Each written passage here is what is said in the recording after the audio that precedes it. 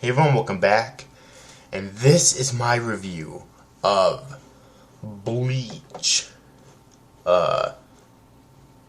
chapter 557,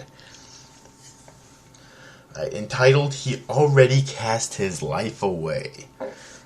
Excuse me. So, this week's chapter of Bleach was very simple. Well, we did learn quite a few things about Sajin's newfound power. Alright. First off, we learned that he's immortal. And this is something that, I don't know. I mean, it's kind of cool because immortality is always a cool thing, you know?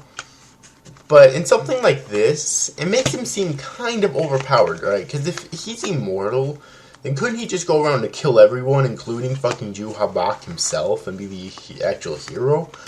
You know? And the actual hero, as far as we know, is not immortal. Like the main hero. So I don't know.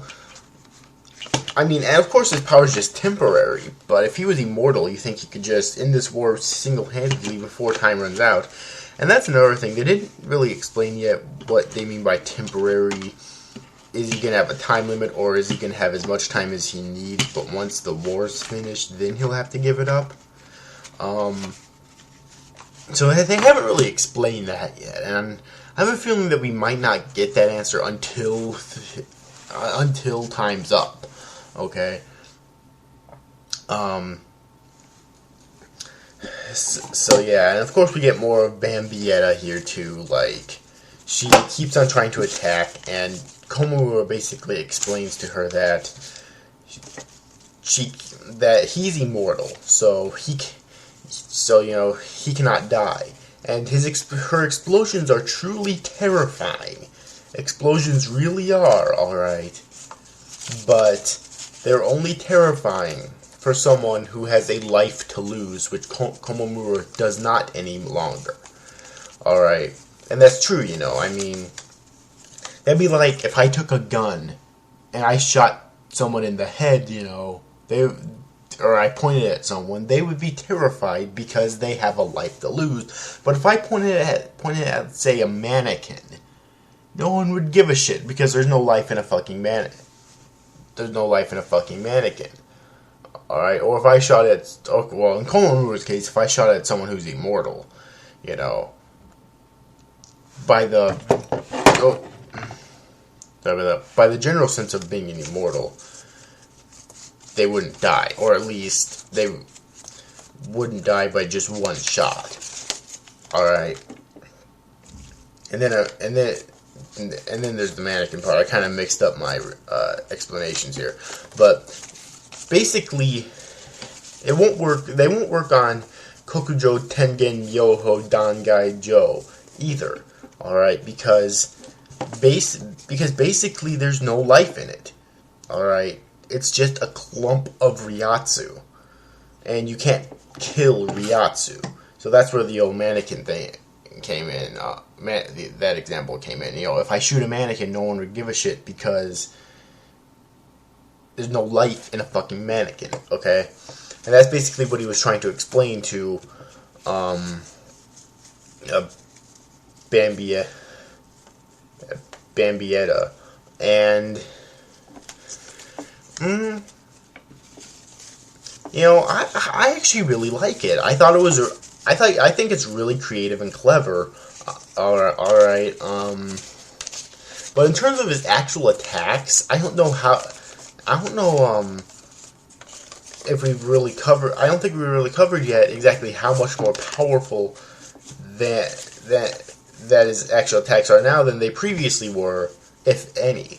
You know, you would think like that. I mean, at least this would be really cool if, like, using his Shikai would be the equivalent of being more powerful than using his Bankai. You know, and then you use his Bankai. Which, yeah, that would be incredibly fucking powerful at that point. But I don't know if we've really discussed that yet or not. I don't think we have. If it's any more powerful, you know. I mean, already he's hacks as shit. Temporarily, but he's hacks as shit. You know, like, how much more powerful would he really need to be is the question.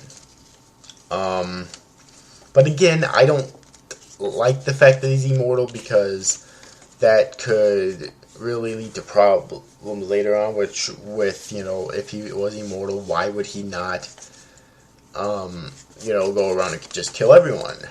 Why? I have the answer for you, because he's not the main hero. Ichigo is. Plot convenience. Okay. Major fucking plot convenience right there. But, other than that, I really don't think, like, there's, like, anything else to talk about this chapter, except for, like, one other thing, which, something I just still don't get about the until temporary thing, because I already explained, what do they mean by temporary, in which, like, is there, like, a limited time he can stay in that state, like, maybe his grandfather told him, like, a week, or he has an hour, or he has a day, or he has a few days, or he has, I don't know, a month, 2 weeks, whatever.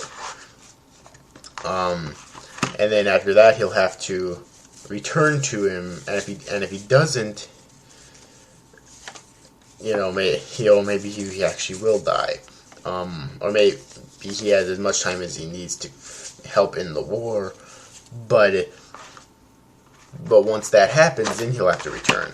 And if he doesn't return, maybe his grandfather will, like, eat his heart or something, so he actually will die. Because, think about it, he put his heart in that sake cup that his grandfather had, so, maybe if, like, he doesn't come through with his part of the deal, or he fails too, then his grandfather will eat his heart, so he actually will die.